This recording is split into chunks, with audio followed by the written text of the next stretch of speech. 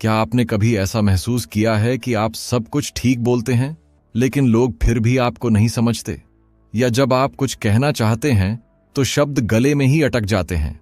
Imagine losing a job, a relationship और even a dream, सिर्फ इसलिए क्योंकि आपने खुद को सही से एक्सप्रेस नहीं किया।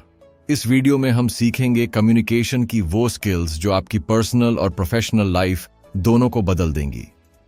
अगले 10 मिनट में आपको वो सूत्र मिलेंगे जो दुनिया के सबसे इफेक्टिव कम्युनिकेटर्स को खास बनाते हैं। एक लार्ज की थी, नेहा। वो अपनी कंपनी की सबसे हार्ड वर्किंग एम्प्लॉई थी, लेकिन हर प्रमोशन उसके हाथ से फिसल जाता था। क्यों? क्योंकि मीटिंग में जब बोलने का मौका आता तो वो चुप हो जाती। उसे लगता, अगर मैंने कुछ गलत कह दिया तो? ये डर न जाने कितने लोगों को पीछे खींचता है। लेकिन एक दिन नेहा ने एक किताब पढ़ी, कम्युनिकेशन स्किल्स, और उसके बाद उसकी जिंदगी बदल गई। आज हम उसी जर्नी पर चलेंगे। तो चलिए शुरू करते हैं पहला chapter, the art of listening. Communication का पहला नियम है सुनो। लेकिन क्या हम सच में सुनते हैं? नहीं, हम अक्सर जवाब सोचते रहते हैं, सुनते नहीं। एक एक्सपेरिमेंट हुआ जहां 2 लोगों को सिर्फ एक दूसरे को सुनना था।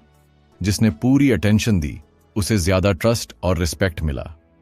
एक्टिव लिसनिंग का मतलब है सामने वाले की आंखों में देखना, बीच में न टोकना और बॉडी लैंग्वेज से शो करना कि आप एंगेज्ड हैं। सोचिए, आप कब लास्ट टाइम किसी को ऐसे सुने थे? अब आगे बढ़ते हैं एक और पावरफुल स्किल की ओर। एक बार की बात है, एक लड़का इंटरव्यू देने गया। वो टेक्निकली बहुत स्ट्रांग था, लेकिन जब एचआर ने पूछा, टेल मी अबाउट योरसेल्फ, तो उसकी आवाज कांपने लगी, शब्द अटकने लगे। इंटरव्यू खत्म हुआ, लेकिन सिलेक्शन नहीं हुआ। क्यों? क्योंकि कम्युनिकेशन सिर्फ नॉलेज नहीं, कॉन्फिडेंस भी दिखाता है। अब सोचिए, क्या आप भी कभी ऐसी सिचुएशन में फंसे हैं? क्या आपका डर आपके शब्दों को मार रहा है? तो चलिए सीखते हैं स्पीकिंग विद कॉन्फिडेंस का पहला राज। सेल्फ कॉन्फिडेंस की सबसे बड़ी कुंजी है प्रैक्टिस और प्रेजेंस। बात करते वक्त आई कांटेक्ट रखें, शब्दों को धीरे धीरे और साफ बोलें, और सबसे जरूरी, साइलेंस से डरिए मत। ऋषि कपूर ने एक बार कहा था, पॉज इज पावरफुल। अगली बार जब आप कुछ कहें तो 1 सेकंड रुकिए, सोचिए और फिर बोलिए। इससे सामने वाले को लगेगा कि आप थॉटफुल हैं। सवाल, क्या आप ऐसे बोल सकते हैं कि लोग रुककर सिर्फ आपको सुने? अब जानते हैं कैसे वर्ड्स से ज्यादा असर डालती है आपकी बॉडी लैंग्वेज। आपका शरीर आपके शब्दों से पहले बोलता है। आपने देखा होगा, जब कोई झूठ बोलता है तो वो आंखें चुराता है या बार बार हाथ हिलाता है। बॉडी लैंग्वेज आपको इंस्टेंटली रिवील कर देती है। एक स्टडी के अनुसार कम्युनिकेशन में सिर्फ 7% वेट होता है वर्ड्स का, बाकी 93% आता है टोन और बॉडी से। सोचिए, अगर आपकी बॉडी बोले डर और जुबान बोले कॉन्फिडेंस, तो लोग क्या मानेंगे? इसलिए पॉस्चर, जेस्चर्स और फेशियल एक्सप्रेशंस पर काम करना कम्युनिकेशन का दूसरा नाम है। एक वक्त था जब सौरभ एक मैनेजर बनना चाहता था, लेकिन उसकी बॉडी हमेशा नर्वस रहती। झुकी हुई कमर, हिले हुए हाथ और कमजोर आई कांटेक्ट। फिर उसने एक छोटा सा बदलाव किया। उसने मिरर प्रैक्टिस शुरू की। रोज 10 मिनट वो खुद से बात करता, अपने हाथों को कंट्रोल करता, मुस्कुराता, और 30 दिन बाद वो कॉन्फिडेंट दिखने लगा। याद रखिए, बॉडी लैंग्वेज मसल मेमोरी से बदलती है। आप जैसा दिखते हैं वैसा महसूस करने लगते हैं। अब चलते हैं एक ऐसे टॉपिक की ओर जो हर इंसान को चाहिए, असर्टिवनेस। असर्टिवनेस का मतलब होता है बिना किसी को नीचा दिखाए अपने दिल की बात कहना। अक्सर लोग 2 एक्सट्रीम्स में फंस जाते हैं, या तो वो दब जाते हैं या अग्रेसिव हो जाते हैं। लेकिन असर्टिव होना मतलब होता है रिस्पेक्टफुली ना कहना आना। जैसे, I understand your point but I have a different view. सोचिए, कितनी बार आपने दिल पर बोझ रखकर हाँ कहा है और बाद में पछताया। अब वक्त है बाउंड्रीज सेट करने का, क्योंकि आप जो अलाउ करते हैं वही कंटिन्यू होता है। एक बार रजत ने अपनी बॉस से ओवरटाइम के लिए ना कह दिया, विनम्र लेकिन दृढ़ता से। बॉस पहले चौंकी, फिर कहा, आई अप्रिशिएट योर ऑनेस्टी। और यही है असर्टिवनेस की ताकत। वो आपको मजबूती देती है, सम्मान भी। अगली बार जब आपको लगे कि कुछ कहना है लेकिन डर है, उस डर को पहचानिए, डीप सांस लीजिए और काल्म होकर बोलिए, प्रैक्टिस ये मत कहता कि लड़ाई करो, बल्कि अपनी वैल्यू दिखाओ। अब हम आ रहे हैं उस चैलेंज पर जो हर रिलेशन में आता है, कॉन्फ्लिक्ट रेजोल्यूशन। कॉन्फ्लिक्ट यानी टकराव, चाहे ऑफिस में हो या घर में, अनअवॉइडेबल है। लेकिन ये आपकी कम्युनिकेशन स्किल ही होती है जो डिसाइड करती है कि वो कॉन्फ्लिक्ट बिगड़ेगा या सुधरेगा। एक छोटी सी कहानी, 2 कॉलीग्स का झगड़ा क्लाइंट के सामने हुआ। दोनों चिल्लाए, ब्लेम किया और क्लाइंट ने कॉन्ट्रैक्ट रद्द कर दिया। अब सोचिए, अगर उनमें से कोई एक काल्मली कहता, let's talk after the meeting, तो क्या आउटकम बदल जाता? Conflict resolution begins with listening, understanding and pausing before reacting. जब भी झगड़ा हो, पहला इंस्टिंक्ट होता है खुद को सही साबित करना। लेकिन एक मास्टर कम्युनिकेटर जानता है कि कॉन्फ्लिक्ट जीतने की नहीं, समझने की कोशिश है। अगली बार जब आप बहस में फंसें तो एक सवाल पूछिए, मैं क्या मिस कर रहा हूं? यह सवाल सामने वाले को सोचने पर मजबूर करेगा और बातचीत की दिशा बदल देगा। और जब आप सामने वाले के नजरिए को समझते हैं तो ट्रस्ट बढ़ता है। अब आते हैं उस स्किल पर जो सबका दिल जीत लेती है, emotional intelligence in communication. Emotional intelligence यानी अपने और दूसरों के इमोशंस को पहचानना और मैनेज करना। मान लीजिए कोई आपको गुस्से में कुछ कह दे, आप भी गुस्से में जवाब देते हैं तो बात बिगड़ती है। लेकिन अगर आप रुक कर सोचें, ये इंसान इतना रिएक्ट क्यों कर रहा है, तो आप उसका इमोशन समझते हैं और उसका रिस्पेक्ट पाते हैं। एक रिसर्च के मुताबिक हाई ईक्यू वाले लीडर्स अपनी टीम से ज्यादा लॉयल्टी और परफॉर्मेंस पाते हैं। सवाल यह है, क्या आप अपने वर्ड से दिल छू सकते हैं? रिया एक टीचर थी, लेकिन क्लास में अक्सर बच्चे ध्यान नहीं देते थे। फिर उसने एक छोटा सा चेंज किया। वो बच्चों के इमोशंस समझने लगी, क्यों परेशान हो, क्या हुआ, और धीरे धीरे बच्चे उसकी बातों को सुनने लगे। इमोशनल इंटेलिजेंस कम्युनिकेशन में एम्पैथी लाता है और एम्पैथी कनेक्शन बनाता है। सो नेक्स्ट टाइम जब कोई चुप हो, सिर्फ सवाल मत पूछिए, महसूस करिए। और अब बात करते हैं एक ऐसी स्किल की जो आज के ग्लोबल जमाने में हर किसी को चाहिए, क्रॉस कल्चरल कम्युनिकेशन। इमेजिन करिए, एक जापानीज क्लाइंट और एक इंडियन सेल्समैन की मीटिंग है। जापानीज क्लाइंट हर बात पर करता है, जबकि इंडियन सोचता है कि वो अनइंटरेस्टेड है, और मिसअंडरस्टैंडिंग यहीं से शुरू होती है। क्रॉस कल्चरल कम्युनिकेशन का मतलब है दूसरों की कल्चरल नॉर्म्स को समझना। कुछ कल्चर्स डायरेक्ट होते हैं, कुछ इनडायरेक्ट। कुछ आई कांटेक्ट को रिस्पेक्ट मानते हैं, कुछ डिसरिस्पेक्ट। इसलिए ग्लोबल वर्ल्ड में कनेक्ट होने के लिए cultural awareness must have skill है। अब बढ़ते हैं उस फियर की तरफ जो सबको डराता है, पब्लिक स्पीकिंग। स्टेज पर खड़े होकर बोलना। ये सुनते ही दिल की धड़कन तेज हो जाती है, हाथ कांपने लगते हैं। ऐसा सभी के साथ होता है। वॉरेन बफेट ने खुद माना कि उनका सबसे बड़ा डर था पब्लिक स्पीकिंग, लेकिन उन्होंने एक कोर्स किया, प्रैक्टिस की, और आज वो वर्ल्ड के सबसे रिस्पेक्टेड स्पीकर्स में गिने जाते हैं। इसलिए याद रखिए, अच्छे स्पीकर्स पैदा नहीं होते, प्रैक्टिस से बनते हैं। अब हम जानेंगे वो फॉर्मूला जिससे आप भी स्टेज पर शाइन कर सकते हैं। तो तैयार हैं? चलिए शुरू करते हैं public speaking mastery. Public speaking की शुरुआत होती है तैयारी से। जब आप स्टेज पर जाते हैं तो सबसे पहले आपका माइंड नहीं, आपकी एनर्जी बोलती है। अपनी स्पीच को स्क्रिप्ट की तरह मत याद कीजिए, बल्कि समझिए, अपने शब्दों को फील कीजिए। स्टीव जॉब्स जब प्रेजेंटेशंस देते थे तो वो रिहर्सल्स में घंटों बिताते थे। हर पॉज, हर स्लाइड, हर जेस्चर तक तय होता था, और जब वो स्टेज पर आते तो लगता वो दिल से बोल रहे हैं। यही फर्क है प्रेजेंटेशन और परफॉर्मेंस में। अब जानते हैं ऑडियंस को कैसे एंगेज करें। आपका टोन आपके वर्ड से कहीं ज्यादा असरदार होता है। एक सिंपल थैंक यू को अगर आप मुस्कान के साथ कहें तो सामने वाला खुश होता है, लेकिन वही थैंक यू अगर आप बिना एक्सप्रेशन, थके हुए टोन में कहें तो ऑपोजिट असर होता है। इसी तरह जेस्चर्स, हाथों का मूवमेंट, चेहरा, बॉडी पोस्चर सब मिलकर आपके मैसेज को ताकत देते हैं। कभी मिरर के सामने प्रैक्टिस कीजिए। एक ही सेंटेंस को अलग अलग टोन और जेस्चर्स के साथ बोलिए। You'll feel the difference. अब बढ़ते हैं रियल लाइफ अभ्यास की तरफ। ऑडियंस को एंगेज करने के लिए जरूरी है स्टोरी टेलिंग। प्लेन फैक्ट से लोग बोर हो जाते हैं, लेकिन एक अच्छी कहानी उन्हें जोड़े रखती है। सोचिए, जब आप किसी दोस्त को कोई मजेदार घटना सुनाते हैं तो एक्सप्रेशंस बदलते हैं, हाथ हिलते हैं, एक्साइटमेंट आती है। वही मैजिक स्टेज पर चाहिए। शुरुआत एक सवाल से करें। क्या आपके साथ कभी ऐसा हुआ है? सवाल क्यूरियोसिटी सोचने पर मजबूर कर देता है। यही है कम्युनिकेशन का powerful loop. Question, excitement, thinking. अब आते हैं जेस्चर्स और टोन की ताकत पर। कम्युनिकेशन थ्योरी जानने से नहीं, करने से आती है। इसीलिए आज से एक आसान प्रैक्टिस शुरू करें। हर दिन किसी एक नए इंसान से बात करें। दुकान वाले से, गार्ड से, कॉलीग से। शुरू में ऑकवर्ड लगेगा, लेकिन धीरे धीरे आपके वर्ड्स फ्लो में आने लगेंगे।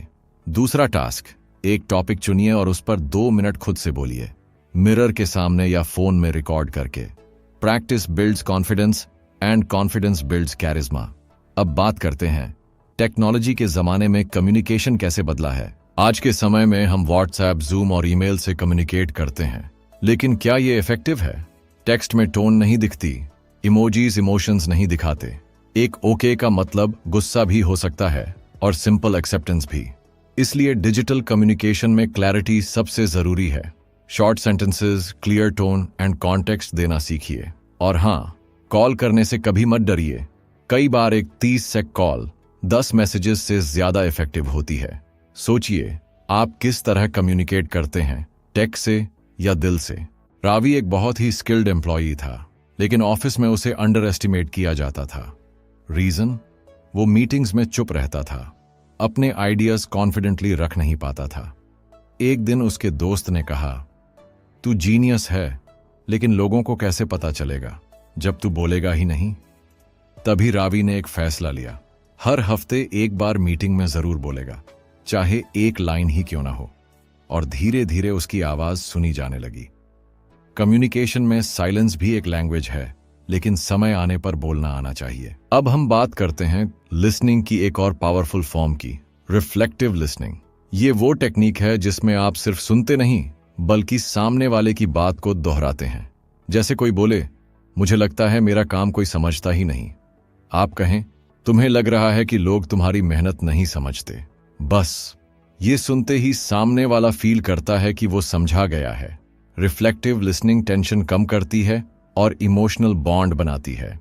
So next time try this and watch the magic unfold. अब सवाल उठता है, क्या हर बार बोलना जरूरी है? जवाब है नहीं। ग्रेट कम्युनिकेटर्स जानते हैं कि कब बोलना है और कब रुकना है। साइलेंस कभी कभी सबसे पावरफुल मैसेज होता है। एग्जाम्पल, किसी टफ कॉन्वर्सेशन में अगर आप बस चुप रहें और सामने वाले को सुने, तो उन्हें लगेगा कि आप उन्हें समझ रहे हैं। इससे ट्रस्ट बढ़ता है।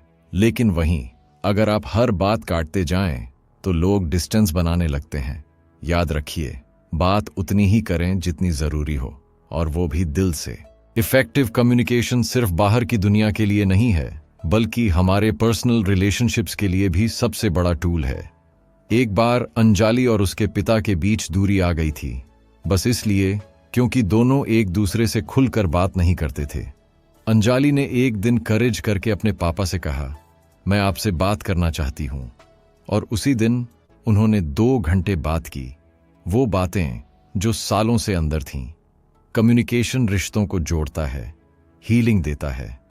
अगली बार किसी से दूर महसूस करें, बात कीजिए। अब सोचिए, आप अपने कम्युनिकेशन में सबसे ज्यादा स्ट्रगल कहां करते हैं? पब्लिक स्पीकिंग में, या अपने इमोशंस को वर्ड्स में बदलने में, या किसी बहस में काल्म रहने में? इस सोच से ही इंप्रूवमेंट की शुरुआत होती है। एक्सपर्ट्स कहते हैं, जो अपनी कम्युनिकेशन स्किल्स बेहतर करता है, वो अपनी जिंदगी बेहतर करता है। तो क्यों ना आज से एक कमिटमेंट लें, हर दिन कम्युनिकेशन में 1% बेटर बनने का। अगले चैप्टर्स में हम करेंगे डीप डाइव, प्रैक्टिकल टूल्स और रियल लाइफ एक्सरसाइजेस के साथ। क्या आप जानते हैं कि कम्युनिकेशन में सबसे बड़ी ताकत होती है क्लैरिटी?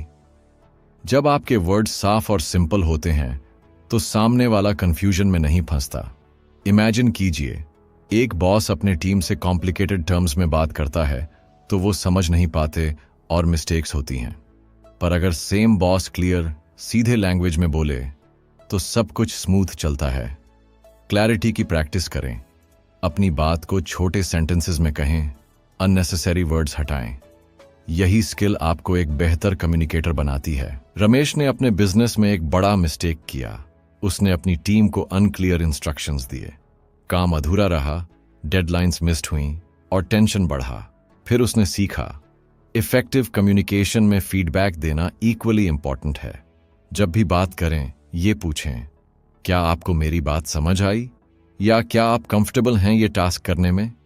ये सिंपल क्वेश्चंस कम्युनिकेशन गैप को बंद करते हैं। फीडबैक लूप बनाएं और देखिए टीम वर्क कैसे बेहतर होता है। क्या आप जानते हैं, कम्युनिकेशन में टोन सिर्फ फेस टू फेस ही नहीं बल्कि ईमेल्स, मैसेजेस और कॉल्स में भी दिखती है। एक सार्कास्टिक ईमेल से ऑफिस पॉलिटिक्स बढ़ सकती है और एक रिस्पेक्टफुल रिप्लाई से रिश्ते मजबूत। इसलिए डिजिटल कम्युनिकेशन में एक्स्ट्रा ध्यान दें। इमोजीज और पंक्चुएशन का सही इस्तेमाल करें ताकि आपके इमोशंस सही तरीके से समझे जाएं। टेक्नोलॉजी ने कम्युनिकेशन आसान किया है, लेकिन सेंसिटिविटी और रिस्पेक्ट देना भी जरूरी हो गया है। अब बात करते हैं नॉन वर्बल कम्युनिकेशन की। आपके वर्ड्स से ज्यादा असर डालते हैं आपके बॉडी लैंग्वेज, फेशियल एक्सप्रेशंस और आई कांटेक्ट। कभी सोचा है, जब कोई आपकी बात सुनते हुए आंखें नहीं मिलाता तो आप कैसा महसूस करते हैं? यही कारण है कि successful communicators eye contact maintain करते हैं, ओपन पोस्चर रखते हैं और पॉजिटिव एक्सप्रेशंस दिखाते हैं। अगली बार बातचीत में ये छोटी छोटी चीजें जरूर ध्यान रखें। ये आपके मैसेज को 10 गुना प्रभावशाली बना देंगी। एक रियल स्टोरी बताता हूं।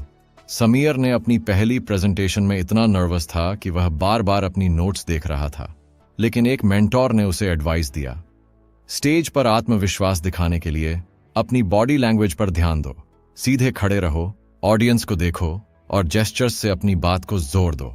समीर ने प्रैक्टिस की और अगली प्रेजेंटेशन में उसकी कॉन्फिडेंस देख सभी इंप्रेस्ड हुए।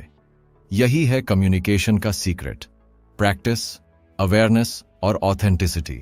क्या आपने कभी ध्यान दिया है कि कम्युनिकेशन में पॉज कितनी ताकत रखता है?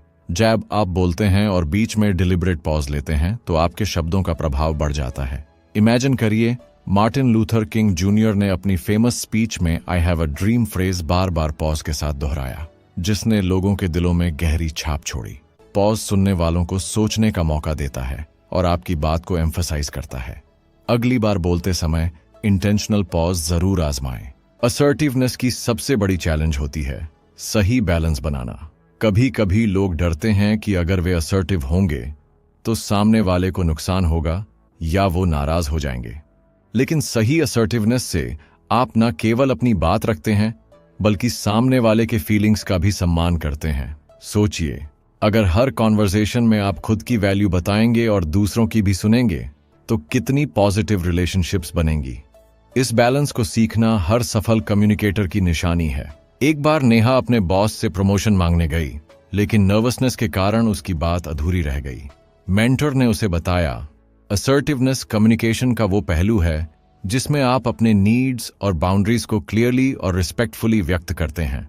असर्टिव कम्युनिकेशन पैसिव या एग्रेसिव नहीं होती बल्कि कॉन्फिडेंट और एम्पैथेटिक होती है।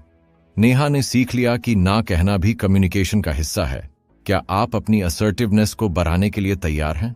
कॉन्फ्लिक्ट रेजोल्यूशन में सबसे जरूरी होता है प्रॉब्लम को व्यक्ति से अलग करके देखना। बहुत बार हम अपने ईगो के कारण डिस्कशन को पर्सनल बना लेते हैं, जिससे बात और बिगड़ जाती है।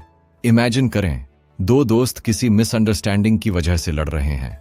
अगर वे अपने गुस्से को छोड़कर समस्या पर ध्यान दें तो समाधान आसानी से निकल सकता है। इस तरह के अप्रोच से कम्युनिकेशन में क्लैरिटी आती है और रिलेशनशिप मजबूत होता है। क्या आप तैयार हैं अपने कॉन्फ्लिक्ट्स को दोस्ताना हल करने के लिए? एक क्लाइंट मीटिंग में अर्जुन को पता चला कि क्लाइंट उसकी सर्विस से संतुष्ट नहीं है। अर्जुन ने डिफेंसिव होने के बजाय कामली क्लाइंट की बातें सुनी और कहा, मैं आपकी चिंताओं को समझता हूं, चलिए मिलकर सॉल्यूशन निकालते हैं। ये काल्म एटीट्यूड और ओपन कम्युनिकेशन ने क्लाइंट के दिल में ट्रस्ट बढ़ाया। कॉन्फ्लिक्ट रेजोल्यूशन सिर्फ लड़ाई को खत्म करने का नाम नहीं बल्कि एक नए समझौते की शुरुआत है। क्या आप तैयार हैं अपनी कम्युनिकेशन को नेक्स्ट लेवल पर ले जाने के लिए? इमोशनल इंटेलिजेंस या EQ कम्युनिकेशन की वो ताकत है जो हमारे शब्दों से भी ज्यादा असर डालती है। राहुल की कहानी सोचिए। एक स्ट्रेसफुल मीटिंग में उसने गुस्सा होने की बजाय कामली सिचुएशन समझी और रिस्पॉन्स दिया। उसकी इमोशनल इंटेलिजेंस ने सिचुएशन को एस्केलेट होने से बचाया। EQ हमें सिखाती है कि दूसरों की फीलिंग्स को समझना और अपने इमोशंस को मैनेज करना कम्युनिकेशन को स्मूथ बनाता है। क्या आप अपनी EQ बढ़ाने के लिए तैयार हैं? अब बात करते हैं एम्पैथी की, दूसरों की फीलिंग्स को महसूस करने की एबिलिटी। एम्पैथी कम्युनिकेशन में ब्रिज बनाती है। जब आप सामने वाले की बात को उनकी नजरों से समझने की कोशिश करते हैं तो आपकी बातों में जादू आ जाता है। एग्जाम्पल, जब कोई दोस्त परेशान होता है और आप सिर्फ सुनते हैं बिना जज किए तो वो रिलैक्स महसूस करता है। एम्पैथी से रिश्ते मजबूत होते हैं और मिसअंडरस्टैंडिंग्स कम। क्या आप अपनी कम्युनिकेशन में एम्पैथी ला सकते हैं? इमोशनल इंटेलिजेंस बढ़ाने का सबसे पहला कदम है सेल्फ अवेयरनेस, मतलब अपने इमोशंस को समझना और पहचानना। जब आप जानते हैं कि कब आप अपसेट, नर्वस या एक्साइटेड हैं, तो आप बेहतर तरीके से कंट्रोल कर सकते हैं कि अपनी बात कैसे रखें। सोचिए, अगर आप स्ट्रेस में हों और गलती से हार्श वर्ड्स कह दें तो सिचुएशन बिगड़ सकती है। इसलिए खुद को समझना और पॉज लेना कम्युनिकेशन का पहला स्टेप है। अगली बार अपनी इमोशंस पर ध्यान दें। क्रॉस कल्चरल कम्युनिकेशन आज के ग्लोबल वर्ल्ड में बहुत जरूरी है। प्रिया की कहानी याद कीजिए, जो एक मल्टीनेशनल कंपनी में काम करती थी। डिफरेंट कल्चर्स से आने वाले कॉलीग्स के साथ बात करते समय उसे लैंग्वेज बैरियर्स, अलग कस्टम्स और एक्सप्रेशंस का सामना करना पड़ा। उसने सीखा कि ओपन माइंड और पेशेंस के साथ कम्युनिकेशन करना जरूरी है। कल्चरल डिफरेंसेस को समझना और रिस्पेक्ट करना इफेक्टिव कम्युनिकेशन का आधार है। आप कैसे क्रॉस कल्चरल बैरियर्स को तोड़ेंगे? पब्लिक स्पीकिंग में सबसे बड़ा डर होता है फियर ऑफ जजमेंट। लेकिन सच ये है कि ज्यादातर ऑडियंस आपकी गलती नहीं देखती, वे बस आपकी कहानी सुनना चाहते हैं। सोचिए, जब आप किसी फेमिलियर टॉपिक पर बात करते हैं तो कॉन्फिडेंस बढ़ जाता है। प्रिपरेशन, प्रैक्टिस और पॉजिटिव माइंडसेट से फियर खत्म हो सकता है। अगली बार जब आपको स्टेज पर जाना हो, सोचिए आप वहां ऑडियंस की मदद करने गए हैं, न कि सिर्फ बोलने। क्या आप अपने पब्लिक स्पीकिंग फियर्स को जीतने को तैयार हैं? पब्लिक स्पीकिंग में एक मैजिक ट्रिक होती है, स्टोरी टेलिंग। जब आप डेटा और फैक्ट्स की बजाय एक दिलचस्प कहानी सुनाते हैं तो ऑडियंस जुड़ जाती है। एक बार एनकिट ने अपनी बिजनेस प्रेजेंटेशन बोरिंग नंबर से शुरू की, कोई ध्यान नहीं दे रहा था। फिर उसने एक रिलेटेबल कहानी सुनाई और सब लोग पूरी तरह एंगेज्ड हो गए। स्टोरी एक इमोशनल कनेक्शन बनाती है। अगली बार जब भी स्टेज पर जाएं, एक कहानी से शुरुआत करें। आप खुद फर्क महसूस करेंगे। क्या आपने सोचा है कि स्टेज पर जाने से पहले माइंड को कैसे प्रिपेयर किया जाए? वन सिंपल मेथड है विजुअलाइजेशन। इमेजिन करिए कि आप कॉन्फिडेंटली स्टेज पर खड़े हैं, ऑडियंस मुस्कुरा रही है और हर वर्ड इम्पैक्ट डाल रहा है। ये मेंटल रिहर्सल आपका नर्वसनेस कम करता है। सचिन तेंदुलकर भी अपनी बैटिंग से पहले शॉट्स विजुअलाइज करते थे। यही तरीका पब्लिक स्पीकिंग में भी काम करता है। आप भी आज से विजुअलाइजिंग प्रैक्टिस शुरू करें। प्रेजेंटेशन स्किल्स में एक सबसे अंडररेटेड टिप है स्ट्रक्चर। जब आपकी बातों का एक लॉजिकल फ्लो होता है, introduction, main content and conclusion, तो ऑडियंस आपकी बात बेहतर समझती है। एक स्पीकर ने बिना स्ट्रक्चर के बोलना शुरू किया और सब कंफ्यूज हो गए, लेकिन दूसरे ने पहले कहा, मैं आज 3 बातें शेयर करूंगा, और हर पॉइंट को क्लियरली समझाया। क्लैरिटी और ऑर्डर आपके मैसेज को अनफॉरगेटेबल बना देते हैं। प्लान करें, फिर बोलें। अब बात करते हैं कम्युनिकेशन इन पर्सनल रिलेशनशिप्स। एक बार रितु और उसके पापा के बीच मिसअंडरस्टैंडिंग हो गई, बस इसलिए क्योंकि दोनों ने ठीक से एक दूसरे की बात नहीं सुनी। जब दोनों ने काल्मली बैठकर फीलिंग्स एक्सप्रेस की तो हर कंफ्यूजन साफ हो गया। पर्सनल रिलेशनशिप्स में कम्युनिकेशन का मतलब सिर्फ बोलना नहीं, बल्कि इमोशंस को ऑनेस्टली और रिस्पेक्टफुली शेयर करना है। किसी अपने को कॉल करके पूछिए, तुम सच में कैसे हो? पर्सनल रिलेशनशिप्स में एक और गोल्डन रूल है, listen to understand, not to reply. अक्सर हम सुनते कम हैं और जवाब ज्यादा सोचते हैं। इससे कॉन्वर्सेशन का डेप्थ चला जाता है। एक बार प्रिया की दोस्त अपसेट थी और प्रिया बस सॉल्यूशंस दे रही थी, लेकिन दोस्त को बस चाहिए था कि कोई उसकी फीलिंग्स समझे।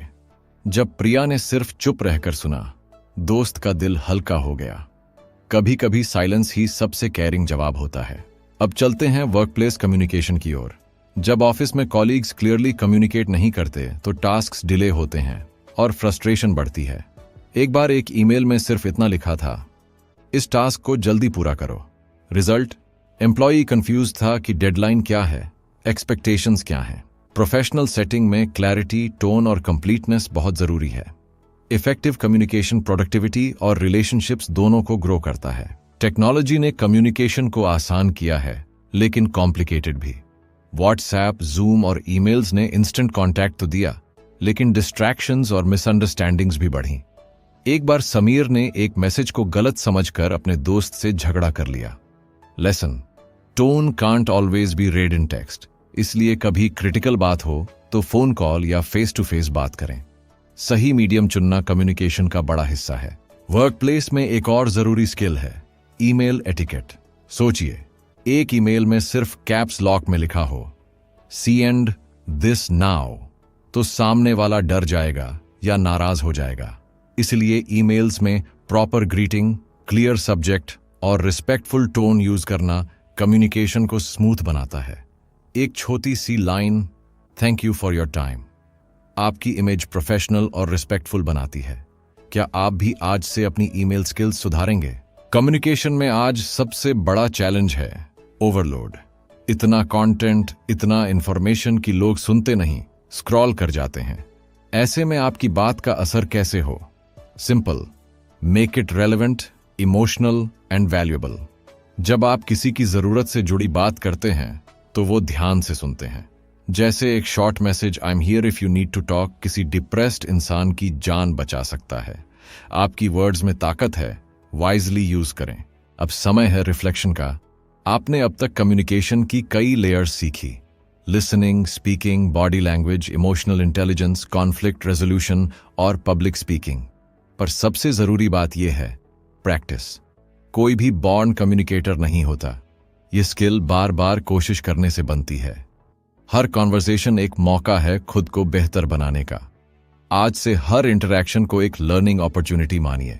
कम्युनिकेशन सिर्फ स्किल नहीं, ये एक सुपर पावर है। एक बार की बात है, एक टीचर ने अपने स्टूडेंट से कहा, हर दिन किसी एक इंसान से इंटेंशनल बातचीत करो। स्टूडेंट्स ने स्ट्रेंजर्स से स्मॉल टॉक शुरू की, फैमिली से ओपन कॉन्वर्सेशन की, और स्लोली उन्हें अपने अंदर बदलाव महसूस होने लगे। कम्युनिकेशन सिर्फ बोलने की स्किल नहीं, कनेक्शन बनाने की कला है। जब आप लोगों से दिल से जुड़ते हैं तो रिलेशनशिप्स गहराते हैं और सेल्फ कॉन्फिडेंस भी बढ़ता है। आज आप किससे इंटेंशनल बात करने जा रहे हैं? कम्युनिकेशन में साइलेंस का भी एक रोल होता है। एक बार एक कपल के बीच बहस हो गई। दोनों चुप थे, लेकिन उस चुप्पी में गिल्ट, रिग्रेट और लव था। फिर एक ने सॉफ्टली कहा, माफ करना, और सब कुछ बदल गया। साइलेंस कभी कभी इमोशन को एक्सप्रेस करने का सबसे पावरफुल तरीका होता है। कम्युनिकेशन हर बार शब्दों से नहीं होती। कुछ पॉजेज और जेस्चर्स भी दिल से दिल तक पहुंचते हैं। क्या आप उस साइलेंस को समझते हैं जो शब्दों से कहीं ज्यादा बोलती है? अब बात करते हैं फीडबैक की। एक बार मीरा को उसके मैनेजर ने कहा, you are not doing well. बस इतना ही, कोई रीजन नहीं, कोई सजेशन नहीं। मीरा कंफ्यूजन में पड़ गई। फीडबैक हमेशा स्पेसिफिक, कंस्ट्रक्टिव और रिस्पेक्टफुल होना चाहिए। अगर आप चाहते हैं कि सामने वाला सुधरे, तो उसे बताएं क्या ठीक नहीं था, क्यों नहीं था और कैसे सुधारा जा सकता है। कम्युनिकेशन में फीडबैक एक गिफ्ट है, इसे थॉटफुल बनाएं। कम्युनिकेशन सिर्फ वर्ड्स की नहीं, इंटेंट की भी होती है। एक ही बात, तुमने ये क्यों किया और क्या हम बात कर सकते हैं, दोनों का असर बहुत अलग होता है। इंटेंट अगर जजमेंटल है तो सामने वाला डिफेंसिव हो जाएगा, लेकिन इंटेंट अगर अंडरस्टैंडिंग वाला है तो बात बनती है। जब आप जेन्युइन क्यूरियोसिटी और रिस्पेक्ट के साथ बात करते हैं तो कम्युनिकेशन नेचुरल फ्लो में होती है। अगली बार कुछ कहने से पहले सोचिए, मेरा इंटेंशन क्या है? कम्युनिकेशन एक लाइफ लॉन्ग जर्नी है। इसमें कभी मास्टरी नहीं आती, क्योंकि हर इंसान, हर सिचुएशन अलग होती है। पर जितना प्रैक्टिस करेंगे उतना कनेक्शन, क्लैरिटी और कॉन्फिडेंस बढ़ेगा। रोज एक छोटी चीज पर काम कीजिए, चाहे वो बेहतर सुनना हो, काल्मली जवाब देना हो या बॉडी लैंग्वेज पर ध्यान देना हो। कम्युनिकेशन आपकी थिंकिंग, रिलेशनशिप्स और करियर को बदल सकती है। क्या आप इस जर्नी को सीरियसली लेंगे? चलो अब एक कम्युनिकेशन एक्सपेरिमेंट करते हैं। आज जब आप किसी से बात करें तो उसे बिना इंटरप्ट किए पूरी बात कहने दें। फिर एक मोमेंट पॉज लें और जवाब सोच कर दें। आप पाएंगे कि कॉन्वर्सेशन का लेवल ही बदल गया है। हम जितना ध्यान से सुनते हैं उतना ही असरदार जवाब दे पाते हैं। ये छोटा सा चेंज आपकी कम्युनिकेशन को नेक्स्ट लेवल पर ले जा सकता है। तो आज ही ट्राई करके देखिए, क्या फर्क महसूस हुआ। क्या आपने कभी मिरर प्रैक्टिस की है? Standing in front of a mirror and speaking. ये मेथड आपकी बॉडी लैंग्वेज, टोन और कॉन्फिडेंस को पॉलिश करता है। ग्रेट स्पीकर्स जैसे बराक ओबामा भी अपने स्पीचेस ऐसे रिहर्स्ड करते हैं। ये ऑकवर्ड लग सकता है, पर रिजल्ट आपको खुद हैरान कर देगा। मिरर आपको फीडबैक देता है, आपके जेस्चर्स और एक्सप्रेशंस को समझाता है। आप भी आज से 5 मिनट रोज मिरर के सामने बोलना शुरू करें। कम्युनिकेशन में एक और मजबूत टूल है, आस्किंग द राइट क्वेश्चंस। एक बार एक मेंटोर ने अपने स्टूडेंट से सिर्फ 3 सवाल पूछे। तुम क्या चाहते हो, क्यों चाहते हो और कब से शुरू करोगे? और स्टूडेंट की पूरी लाइफ की क्लैरिटी आ गई। सवाल सोचने पर मजबूर करते हैं। जब आप दूसरों से पावरफुल क्वेश्चंस पूछते हैं तो आप उनकी जिंदगी में क्लैरिटी और डायरेक्शन लाते हैं। क्या आपने खुद से भी कभी ऐसे सवाल पूछे हैं? आपकी आवाज आपकी पहचान है। वॉइस मॉड्यूलेशन मतलब टोन को सही जगह ऊपर नीचे करना कम्युनिकेशन को एंगेजिंग बनाता है। एक डल फ्लैट वॉइस से पावरफुल बात भी बोरिंग लगती है, लेकिन अगर इमोशन के साथ बोला जाए तो हर बात दिल तक जाती है। प्रैक्टिस करें पॉजेस लेने की, स्ट्रेस डालने की, जरूरी वर्ड्स पर और नेचुरल टोन में बोलने की। आपकी आवाज से ही लोग तय करते हैं क्या इस इंसान को सीरियसली लेना चाहिए। कम्युनिकेशन स्किल एक टूल किट है और आपने इस वीडियो में हर टूल को जाना है। Active listening, body language, public speaking, empathy, emotional intelligence, assertiveness और भी बहुत कुछ। अब ये टूल किट आपके पास है। फर्क बस प्रैक्टिस और अवेयरनेस का है। हर इंटरैक्शन एक नया मौका है बेहतर कम्युनिकेटर बनने का। याद रखिए, आप जैसे कम्युनिकेट करते हैं वैसे ही लोग आपको समझते हैं।